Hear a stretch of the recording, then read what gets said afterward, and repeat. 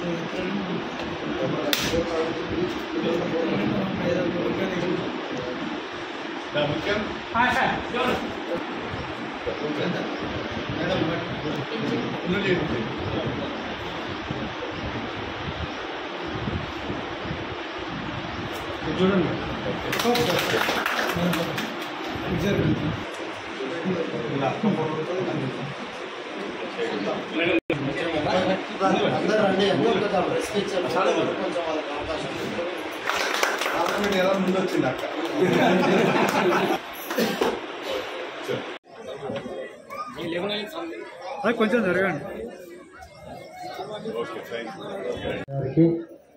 ఈ సమావేశానికి ముఖ్య అతిథిగా విచ్చేసిన మన పెద్దలు, మన అభివృద్ధి ప్రదాతలు, మన నియోజకవర్గ పార్లమెంట్ సభ్యులు గౌరవ శ్రీమతి డాక్టర్ కడియం కావ్య గారికి, మన పెద్దలు అభివృద్ధి ప్రదాత గౌరవ శాసనసభ్యులు గౌరవ శ్రీ కడియం శ్రీహరి గారికి, వేదిక మీద ఉన్న మా మిత్రుడు ముత్యం రెడ్డి, శ్రీనివాసు, శిరీష్ రెడ్డి, గోవిందు, పేరు పేరున వేదిక మీద ఉన్న ప్రతి ఒక్కరికి ధన్యవాదాలు భావించకుండా యాదన్న శ్రీరంగ ప్రతి ఒక్కరికి పేరు పేరున ఇక్కడికి విచ్చేసిన గ్రామ ప్రజలకు, మండల నాయకులకు, పత్రికా విలేకరులకు పేరు పేరు నమస్కారాలు తెలియజేసుకుంటున్నా.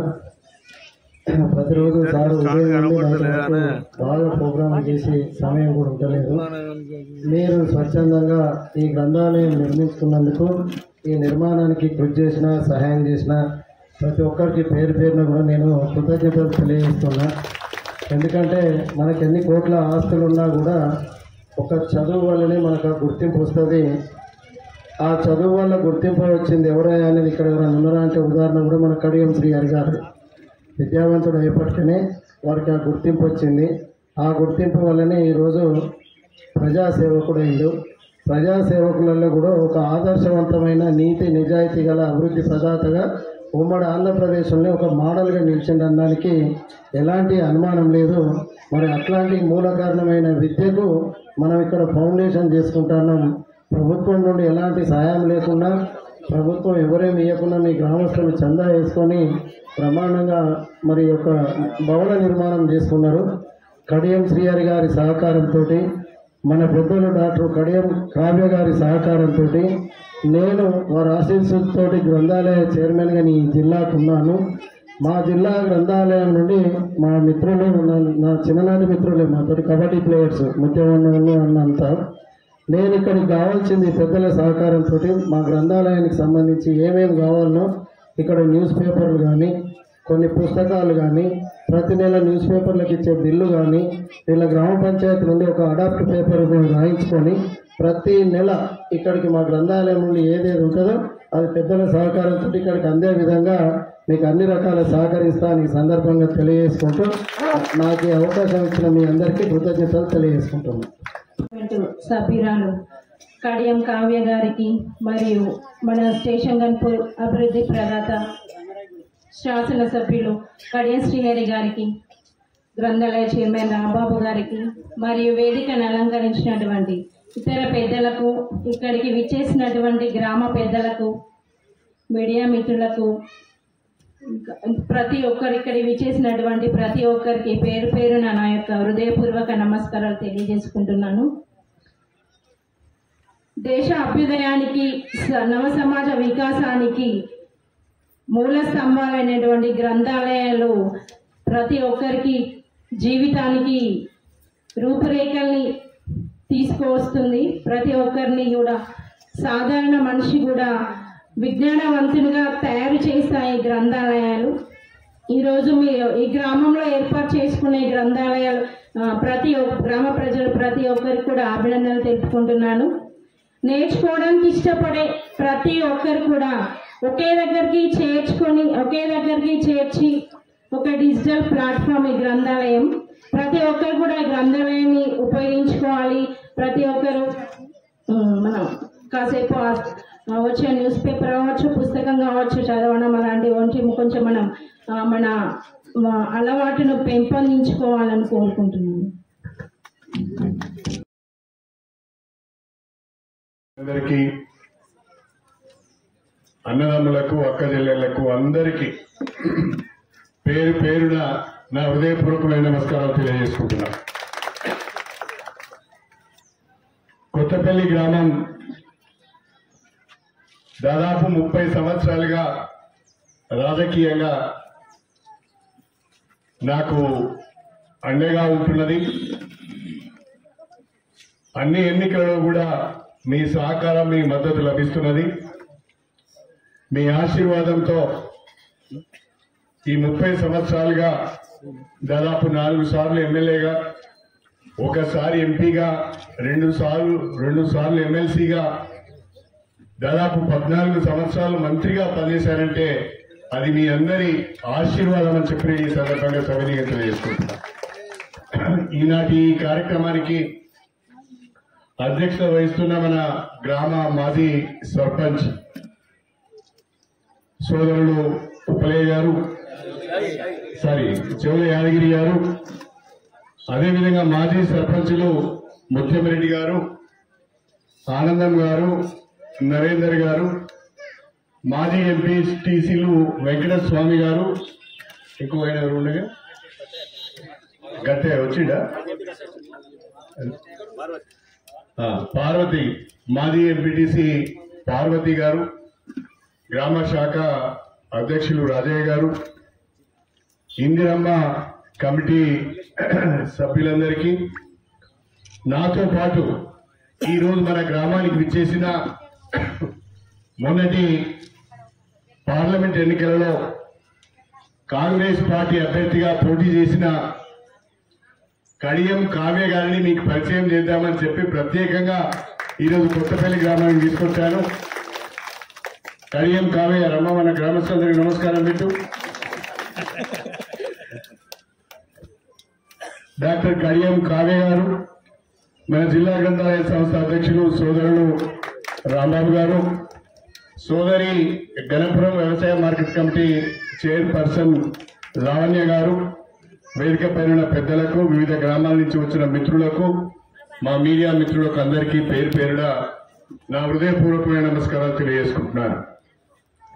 ముందుగా మీ అందరికీ మొన్నటి ఎన్నికలలో నేను ఎమ్మెల్యేగా పోటీ చేసిన సందర్భంగా కడియం శ్రీహరి గారు మళ్లీ ఎమ్మెల్యేగా ఎన్నికైతే మన గ్రామాలు బాగుపడతాయి, మన గ్రామాల్లో కొంత అభివృద్ధి జరుగుతుంది, ఆయన ఎమ్మెల్యేగానే గెలవాలి అని ఆలోచించి నన్ను ఎమ్మెల్యేగా గెలిపించినందుకు, అదేవిధంగా డాక్టర్ కడియం కావ్య గారిని ఎంపీగా గెలిపించినందుకు మరొకసారి మీ అందరికీ చేతులెత్తి నమస్కారం చేస్తున్నా. మీ నమ్మకాన్ని, మీ విశ్వాసాన్ని ఏమాత్రం కూడా వమ్ము చేయకుండా ఈ గ్రామ అభివృద్ధికి, ఈ నియోజకవర్గ అభివృద్ధికి నేను అహర్నిశలు కష్టపడి పనిచేస్తాను. వచ్చే 3.5 సంవత్సరాల కాలంలో మన స్టేషన్ గన్పూర్ నియోజకవర్గాన్ని ఒక అభివృద్ధి చెందిన నియోజకవర్గంగా మీ అందరి సహకారంతో తీర్చిదిద్దే ప్రయత్నం నేను చేస్తానని చెప్పి కూడా ఈ సందర్భంగా మీకు తెలియజేసుకుంటున్నాను. ఈరోజు కొత్తపల్లి గ్రామంలో మన వాళ్ళు ముందుకు వచ్చి, ముత్యంరెడ్డి వారి మిత్ర బృందం ముందుకు వచ్చి ఇక్కడున్న విద్యార్థులకు, ఇక్కడున్న యువకులకు లైబ్రరీ సదుపాయం ఖర్చులతోని లైబ్రరీ బిల్డింగ్ కట్టారు. దానికి ముత్యంరెడ్డి మిత్రులందరినీ కూడా మనం హృదయపూర్వకంగా చప్పట్లతోని అభినందించాలని చెప్పి ఇంత సందర్భంగా కోరుతున్నాను. బిల్డింగ్ అయితే కట్టారు, ఆ లైబ్రరీ కూడా నడవాలి. ఇప్పుడే నేను రాంబాబు గారు కూడా మాట్లాడారు. మరొకసారి రాంబాబు గారికి విజ్ఞప్తి చేస్తున్నా, కొత్తపల్లిలో ఈ లైబ్రరీ పనిచేసే విధంగా, లైబ్రరీలో కొన్ని పుస్తకాలు, లైబ్రరీలో 1-2 పేపర్లు ఎప్పటికీ అందుబాటులో ఉంటే ఈ లైబ్రరీ పనిచేస్తుంది. కాబట్టి ఆ రకమైన ఏర్పాట్లు చేయవలసిందిగా ప్రత్యేకంగా నేను రాంబాబు గారిని మన గ్రామ ప్రజల తరఫున కోరుతున్నాను. ప్రధానంగా ఈరోజు మన గ్రామానికి సంబంధించిన గ్రామానికి 4 వైపులా బీటీ రోడ్లు ఉన్నాయి. గణపురం వైపు బీటీ రోడ్ ఉంది, బీటీ రోడ్ ఉంది. ఈ 4 బీటీ ఆంధ్రప్రదేశ్ లో నేను మీ ఎమ్మెల్యేగా ఉన్నప్పుడు వేసిన బీటీ రోడ్ అని చెప్పి ఈ సందర్భంగా తెలియజేస్తున్నా. నేను వేసిన బీటీ రోడ్ పూర్తిగా వాహనం నడవలేని పరిస్థితిలో ఉన్నది. మొత్తం గుంటలు పడి ఎక్కడికక్కడ రోడ్డు లేచిపోయి ఉన్నది. ఎవరు పట్టించుకున్న పాపన పోలే. నేను ఎమ్మెల్యే కాగానే మన నేషనల్ హైవే చాగల్ గ్రామం దగ్గర నుండి కొత్తపల్లి మీదుగా, తాటికొండ మీదుగా, జిట్టెగూడెం మీద 15 కోట్ల రూపాయలు మంజూరు చేపించి దానికి టెండర్ పిలిచి ఆ పనులను త్వరలోనే మనం ప్రారంభించుకోబోతున్నాం. దీనికి మొన్న 16 మార్చి నాడు మన ముఖ్యమంత్రి రేవంత్ రెడ్డి గారు మీ అందరి మన రోడ్డు కూడా శంకుస్థాపన చేశారు. ఆ శంకుస్థాపన చేసిన శిలాఫలకాన్నే ఈరోజు మన గ్రామంలో మళ్ళీ మనం పునః ప్రతిష్ఠ చేసుకోవడం జరిగింది అని చెప్పి నేను ఈ సందర్భంగా తెలియజేసుకుంటున్నాను. 15 కోట్ల రూపాయలతో ఇప్పుడున్న రోడ్డును వెడల్పు చేసే కార్యక్రమం ఎక్కడెక్కడైతే రోడ్డు మీదకి వెళ్ళి నీళ్లు పోయే పరిస్థితి ఉందో అక్కడ కల్వర్ట్స్ కడుతూ రోడ్డును వెడల్పు చేస్తూ వచ్చే 10 సంవత్సరాల వరకు కూడా ఈ రోడ్డు మీ అందరికీ ఉపయోగపడే విధంగా బ్రహ్మాండంగా ఆ రోడ్డును డెవలప్ చేస్తున్నామని చెప్పి ఈ సందర్భంగా మీకు మనకు మన గోవర్ధనగిరి దర్గా నుండి మీదికొండ మీదుగా, కొత్తపల్లి మీదుగా, సయ్యద్ హుసేన్ పల్లి నుంచి పల్లగుట్ట మీదుగా అదేవిధంగా చిలుకూరు మీదుగా వెంకటాద్రిపేట వరకు కూడా ఒక రోడ్ ఆ రోజు వేసుకున్నాం. ఆ రోడ్డును కూడా వెడల్పు చేయడానికి పనులు చేస్తానని చెప్పి ఈ సందర్భంగా మీకు తెలియజేసుకుంటున్నాను.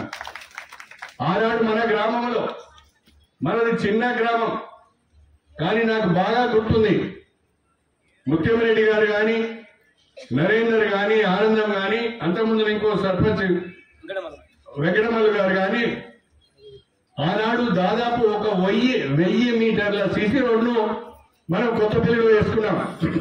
ఈరోజు ఎక్కడికి వెళ్ళినా సీసీ రోడ్ కనిపిస్తున్నది అంటే ఆనాడు నేను ఎమ్మెల్యేగా ఉన్నప్పుడు వేసిన సీసీ రోడ్లే అని చెప్పి సందర్భంగా తెలియజేస్తున్నా. మరి ఇక్కడికి వచ్చిన సందర్భంగా మా మహిళలు చాలా మంది వచ్చారు. మహిళలందరికీ కూడా ఒక కమ్యూనిటీ హాల్ కావాలని అడుగుతున్నారు. కమ్యూనిటీ హాల్ ఇవ్వడానికి నా దగ్గర డబ్బులు లేవు. అందుకనే మొన్న మీరు ఓట్లేసి గెలిపించిన కావ్య గారిని నేను మా కొత్తపల్లి మహిళలందరి తరఫున ఎంపీ గారిని అడుగుతున్నాను, మాకు మహిళా కమ్యూనిటీ హాల్ కొత్తపల్లిలో మంజూరు చేయాలని చెప్పి ఈ సందర్భంగా కోరుతున్నాను. మీకేం అవసరం లేదా? చప్పట్లే వదిలేరు, చప్పట్లే వదిలేదు, వదిలేండి. కావాలా వద్దా? మరి కావాలంటే చేతులు ఎత్తండి, ఎవరికి కావాలో. వివోఏ ఎవరు? వివోఏ లేదా? ఆమె రాలే, ఆమెకి ఇంట్రెస్ట్ లేదా? మరి ఇట్లయితే సరే, ఏది ఏమైనా ఇక్కడ ఒక మహిళా కమ్యూనిటీ హాల్ ఎన్ని వివోఏలు ఉన్నాయి? ఇక్కడ 2 ఉన్నాయి. కాబట్టి తప్పకుండా ఇక్కడ ఒక మహిళా కమ్యూనిటీ హాల్ అవసరం ఉన్నది. మన ఎంపీ గారిని ఇక్కడ మహిళా కమ్యూనిటీ హాల్ మంజూరు చేయవలసిందిగా ప్రత్యేక. తెలంగాణలో కాంగ్రెస్ ప్రభుత్వం వచ్చింది, ఇందిరమ్మ రాజ్యం వచ్చింది. ఇందిరమ్మ రాజ్యంలో చాలా సంవత్సరాల తర్వాత మళ్ళా మనకి ఇందిరమ్మ ఇల్లు వచ్చినాయి. ఆ ఇందిరమ్మ ఎవరైతే పేదవాళ్ళు ఉన్నారో, ఇల్లు లేని వాళ్ళు ఉన్నారో, సొంత ఇంటి జాగా ఉన్న వాళ్ళు ఉన్నారో వాళ్లకు వారం రోజుల లోపల ఇందిరమ్మ ఇల్లు మంజూరు చేస్తారని చెప్పి ఈ సందర్భంగా నేను మీ అందరికీ కూడా సవినయంగా తెలియజేసుకుంటున్నాను. దయచేసి మీరందరూ ఆలోచించండి. ఏమి ఇల్లు రావాలనుకుంటా వారం రోజుల కొత్తపల్లి గ్రామానికి నేను ఇల్లు మంజూరు చేస్తున్నానని చెప్పి ఈ సందర్భంగా తెలియజేసుకుంటున్నా. చాలా మంది చాలా మాటలు మాట్లాడుతున్నారు. 800 కోట్ల అభివృద్ధి నిధులు తీసుకువచ్చి ఆ 800 కోట్ల అభివృద్ధి నిధులకు సంబంధించిన పనులన్నిటికీ కూడా 16 మార్చి 2025న గౌరవ ముఖ్యమంత్రి శ్రీ రేవంత్ రెడ్డి గారి చేతుల మీదుగా మనము అన్ని పనులకు శంకుస్థాపనలు చేసుకున్నాం. అన్ని పనులకు సంబంధించిన జీవోలు కానీ వివరాలు కానీ ప్రజల ముందు పెట్టాం, పత్రికల ముందు పెట్టాం. ఈ రోజు సాక్షాత్ కొత్త నిధులతో చేపట్టే రోడ్డుకు శంకుస్థాపన చేసుకున్నాం, కొబ్బరికాయలు కొట్టుకున్నాం. కానీ కొంతమంది పెద్ద మనుషులు అంటారు 800 కోట్లు రాలే, 8 పైసలు కూడా రాలే, ఇదంతా డొల్లా అని అంటున్నారు. ప్రజలను మోసం చేసే బ్రతికే వాళ్ళు, అధికారాన్ని ప్రజలు మోసం చేసి బ్రతికే వాళ్ళు, అధికారాన్ని అడ్డం పెట్టుకొని కోట్ల రూపాయలు సంపాదించుకునే వాళ్ళు, 100 ఎకరాల భూములను కబ్జా చేసిన వాళ్ళు దొంగ మాటలు మాట్లాడుతున్నారు. ఇవాళ రాష్ట్రంలో కాంగ్రెస్ ప్రభుత్వం ఆర్థిక పరమైన ఇబ్బందులు ఎదుర్కొంటున్నది. పోయిన వాళ్ళు ఖజానా ఖాళీ చేసిపోయిండ్రు, అప్పు కూడా గుర్తలేదు. ఎందుకంటే చేయవలసిన దానికంటే ఎక్కువ అప్పు చేసిండ్రు. కొత్త అప్పు అయినా వచ్చే ఆదాయాన్ని జాగ్రత్తగా వాడుకుంటూ గతంలో ఉన్న వాళ్ళు చేసిన అప్పుకు మించి వాయిదాలు చెల్లిస్తూ మిగిలిన డబ్బుతో హామీలను ఒక్కొక్కటి నెరవేర్చే ప్రయత్నం చేస్తున్నాం. దీన్ని గమనించాలని మిమ్మల్ని కోరుతున్నా. కుండ నిండా అన్నం ఉంటే ఏ తల్లైనా పిల్లలకు కడుపు నిండా అన్నం పెడుతుంది. కుండ నిండా అన్నం లేకపోతే, అన్నం తక్కువ ఉంటే, పిల్లలు ఎక్కువ మంది ఉంటే బిడ్డ చదువుకోరా ఒక ముద్ద తక్కువ తిను, అన్నం ఎక్కువ లేదు అని చెప్తారు. ఏ తల్లే. మా ఇంట్లో మేము 10 మంది పోరాళ్ళం, 4 అన్నదమ్ములు, 6 అక్క చెల్లెలు. మా అమ్మ మానడు ఉండేది.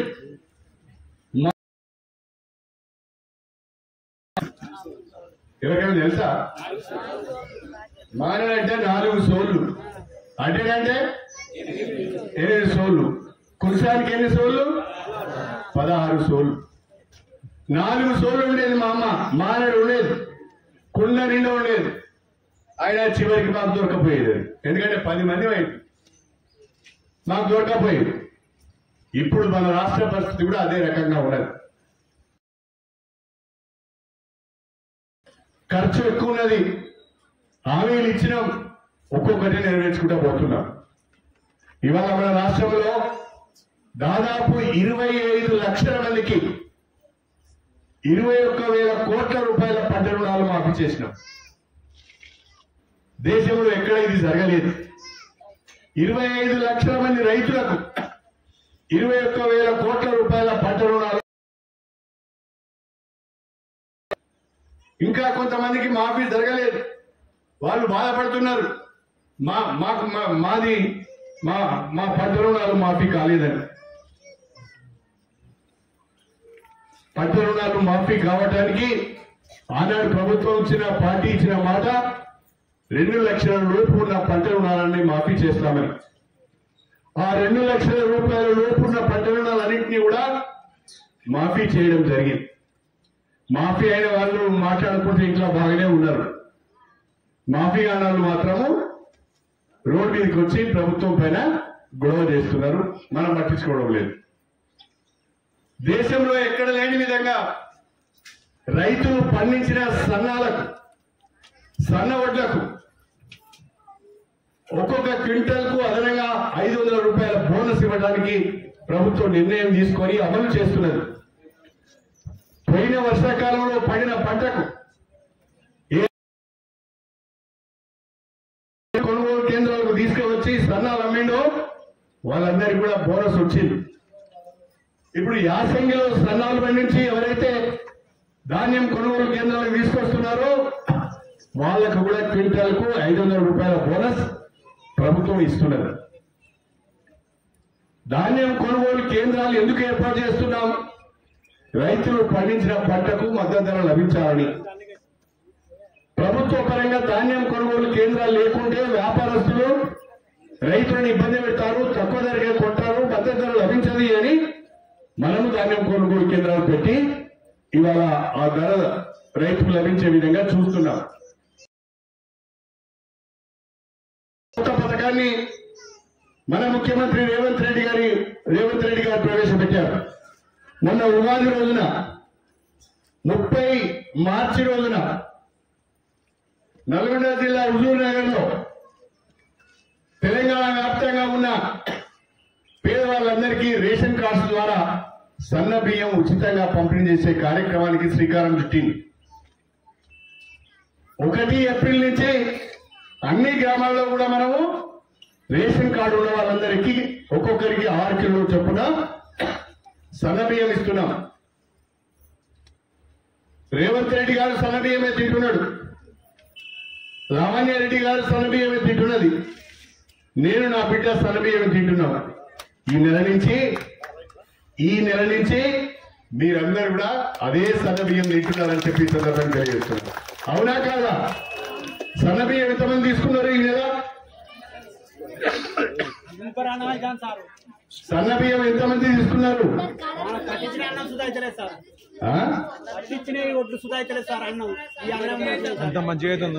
కూర్చో అమ్మ. సన్న బియ్యం తీసుకున్నారు చేతులు ఎత్తండి. అంటే దాదాపుగా అందరికి వచ్చింది. మరి మన తెలంగాణ ప్రభుత్వం సన్న బియ్యం ఇచ్చింది, రేవంత్ రెడ్డి గారికి గట్టిగా చప్పట్లు కొట్టారా? ఇంత మంచి పని చేస్తే కూడా చప్పట్లు కొట్టారా? చెడు పని చేస్తే ఎట్లా తిడతారు, కనీసం మంచి పని చేస్తే కూడా మెచ్చుకోరా, చప్పట్లు కొట్టారా? అవు ఈ రకంగా మన ప్రభుత్వం పేదలకు కడుపు నిండా అన్నం పెట్టాలని సన్నబియ్యం పథకాన్ని ప్రవేశపెట్టింది. ఈ సన్నబియ్యం పథకాన్ని అమలు చేయడానికి సంవత్సరానికి 13,600 కోట్ల రూపాయలు ఖర్చు అవుతారు. దాంట్లో 8,000 కోట్ల రూపాయలు రాష్ట్ర ప్రభుత్వం భరిస్తే 5,600 కోట్ల రూపాయలు కేంద్ర ప్రభుత్వం భరిస్తున్నది. సన్నబియ్యం పంపిణీ చేయడం ద్వారా సంవత్సరానికి 3,000 కోట్ల రూపాయల అదనం భారం ప్రభుత్వం పైన పడుతున్నది. నేను అడుగుతున్నా ఈ ప్రభుత్వం పైన విమర్శలు చేసే నాయకులను, మీరు అధికారంలో ఉన్న రాష్ట్రాలలో, బీజేపీ అధికారంలో ఉన్న రాష్ట్రాలలో రైతులు పండించిన సన్న వడ్లకు బోనస్ ఎందుకు ఇస్తలేరు? రైతులకు రుణమాఫీ దేశవ్యాప్తంగా ఎందుకు చేస్తలేరు? పేదవాళ్లకు రేషన్ కార్డుల ద్వారా సన్న బియ్యం ఉచితంగా ఎందుకు పంపిణీ చేస్తలేరు? అంటే మీకు పేదవాళ్ల పైన ప్రేమ లేదు. ఎంతసేపు అధికారాన్ని అడ్డం పెట్టుకొని దేవుని పేరు చెప్పి ఓట్లు సంపాదించుకొని అధికారం చెలాయించాలనే తప్ప భారతదేశంలో ఉన్న పేదవాని ఆకలి గురించి, యువకుని నిరుద్యోగం గురించి ఆలోచించిన పాపాన కేంద్ర ప్రభుత్వం పోవడం లేదు. అందుకే మీ అందరినీ కోరుతున్నా, నేను మీకు మాట ఇస్తున్నా,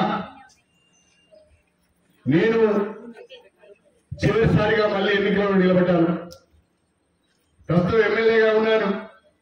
నా 30 సంవత్సరాల రాజకీయ జీవితంలో ఎక్కడ పొరపాటు చేయలేదు, భూకబ్జాకు పాల్పడలేదు. పదవి ఇస్తానో, మీకు ఏదైనా స్కీమ్ ఇస్తానో, లోన్ ఇస్తానో ఎవరి దగ్గర ఒక 10,000 రూపాయలు తీసుకోలేదు. నేను నిజాయితీగా పనిచేస్తున్నాను. రాబోయే రోజుల్లో కూడా చిన్న పొరపాటు ఈ నియోజకవర్గ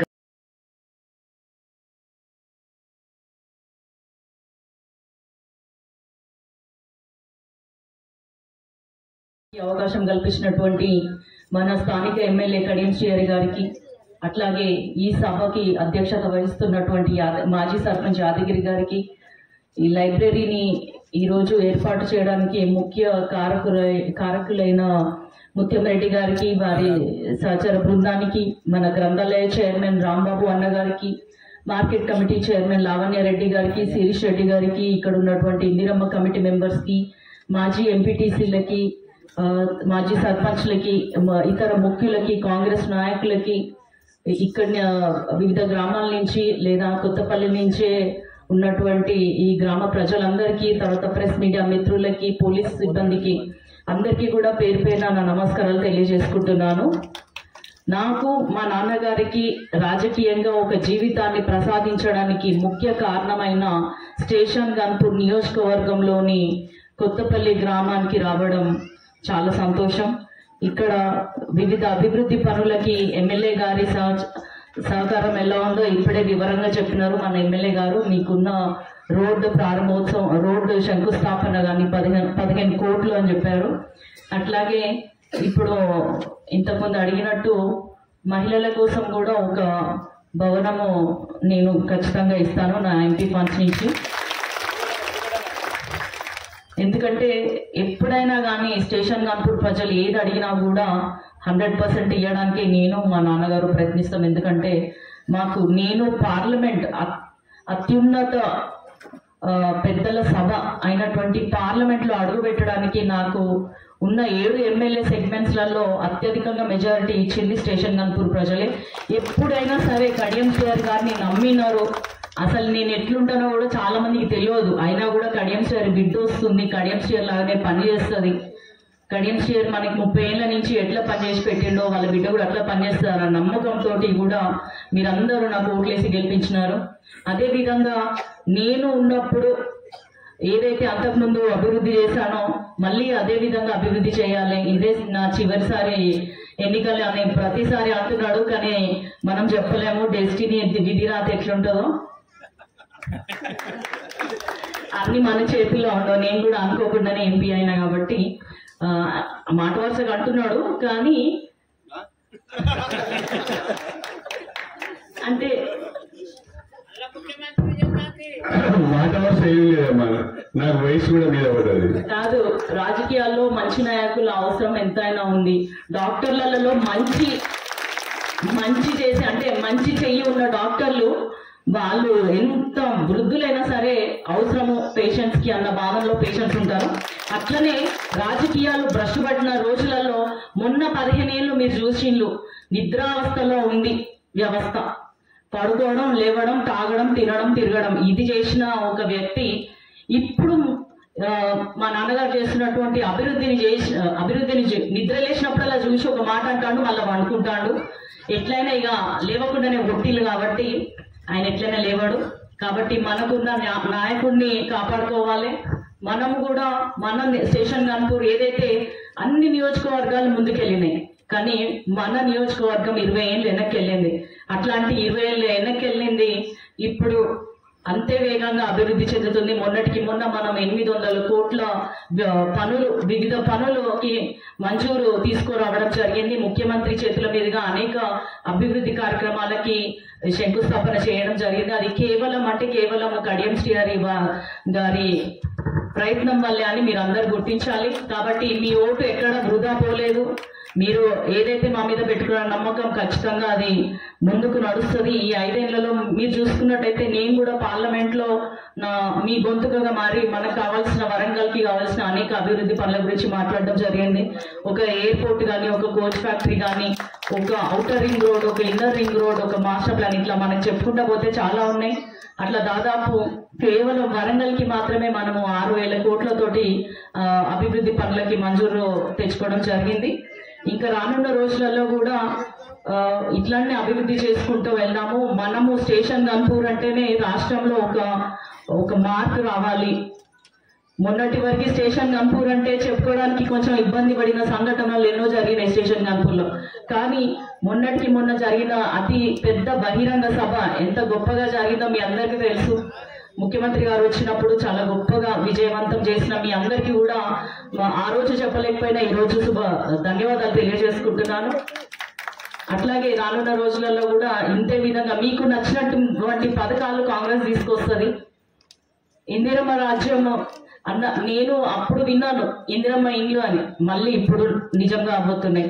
అట్లా ఇందిరమ్మ ఇల్లు ఇప్పుడు మీ ఎమ్మెల్యే గారు చెప్పినట్టు ఒక వారం రోజులలో మీకు ఇందిరమ్మ ఇల్లు ఎవరెవరైతే అర్హత ఉన్న వాళ్ళందరికీ కూడా మంజూరు అయితే అని మీ అందరికి తెలియజేసుకుంటూ, ఇంట్లో వచ్చే ప్రతి ఒక్కరికి కూడా శుభాకాంక్షలు తెలియజేసుకుంటూ, ఎవరైనా నన్ను పిలవండి, గృహప్రవేశానికి తప్పకుండా వస్తాం. అట్లనే అనేక అభివృద్ధి పనులకి స్టేషన్ గన్పూర్ నియోజకవర్గంలో ప్రతి ఊరు చివర మొదలు ప్రతి ఊరు, ప్రతి మండలం, ప్రతి అడుగున అణువున తెలిసిన వ్యక్తి ఎవరంటే కడియం శ్రీహరి గారు. ఎందుకంటే ఎక్కడ కూడా స్టేషన్ గన్పూర్ దాటి అడుగు బయట పెట్టలేదు.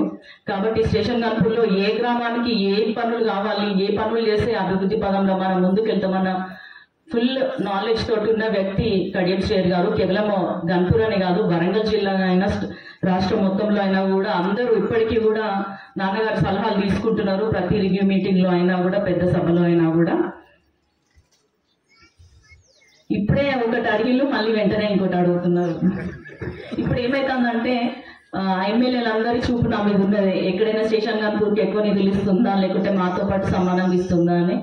కానీ తప్పకుండా మీ అమ్మాయిని కాబట్టి మీకు ఖచ్చితంగా అడిగినాయని ఇస్తాను. నేను ఒక 2 IMAX లైట్స్ కావాలని అడిగాను, తప్పకుండా ఇస్తాను అవి. ఇంకా ఈ లైబ్రరీ విషయానికి వస్తే నిజంగా కూడా ఈ గ్రామ ప్రజలు అదృష్టవంతులు. ఎందుకంటే ఇవాళ రేపు విద్య వల్లనే పేదరికం అనేది నిర్మూలించబడుతుంది. విద్య వైపు నడిపించే దిశగా ఒక లైబ్రరీ, ఒక గ్రంథాలయం ఒక ఊరికి ఉందంటే, మనం ఎంతో మంది గొప్ప గొప్ప మహనీయుల చరిత్ర చదివినప్పుడు వాళ్ళు చెప్తుంటారు, మేము చిన్నతనంలో ఒక గ్రంథాలయంకి వెళ్ళాము, ఒక టీచర్ మమ్మల్ని ప్రభావితం చేసిండు, మేము కొన్ని పుస్తకాలు చదువుకొని లోకం ఎట్లుంటుందో తెలుసుకున్నాం, ప్రపంచం ఎట్లుంటుందో తెలుసుకున్నాం అని. అట్లాంటి అవకాశం ఇక్కడ ఉన్న పిల్లలకి, ప్రతి ఒక్క పిల్లవాడికి, ఒక అమ్మాయికి కల్పించిన ఈ ఊరు దాతలందరికీ కూడా నా ప్రత్యేక ధన్యవాదాలు తెలియజేసుకుంటున్నా. పిల్లలందరూ ఈ లైబ్రరీని ఉపయోగించుకోవాలి. మహిళలు కూడా వార్తలు చదవాలి. ప్రపంచంలో ఏం జరుగుతుందో ఒక పుస్తకము ఒక పేపర్లో మనకు తెలుస్తుంది. కాబట్టి మీకు టైం దొరికినప్పుడు ఎప్పుడైనా సరే ఒకసారి వచ్చి వార్తలు చదవాలి, మహిళలు చైతన్యవంతులు కావాలని నేను మనస్ఫూర్తిగా కోరుకుంటున్నా.